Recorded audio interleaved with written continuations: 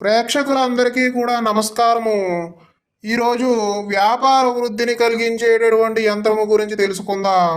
ఈ యంత్రమును పలచటి రాగురేకుపై వ్రాసి కస్తూరి, పచ్చకర్పూరము, అదేవిధంగా కుంకుమ పువ్వు కలిపిన రసము పట్టించి ఆ యంత్రమును వ్యాపార సంస్థల యొక్క ద్వారముపై కట్టి ఉంచిన ఎడల వ్యాపార వృద్ధి కలుగును.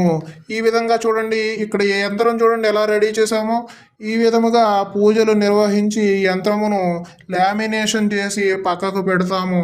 ఎప్పుడైతే మీరు కోరుకుంటారో, ఎవరికైతే కావాలో, ఎవరైతే వ్యాపారం వృద్ధి చెందాలని కోరుకుంటూ ఉన్నారో వారు సంప్రదిస్తే వారి యొక్క గోత్రనామములతో మేము పూజలు నిర్వహించి అదే విధముగా ఈ యంత్రమునకు ప్రాణ ప్రతిష్ఠ చేయుటకు 1,00,000 జపము అంటే ప్రాణ ప్రతిష్ఠకు సంబంధించినటువంటి జపం సిద్ధి పొంది ఉన్నాము మేము.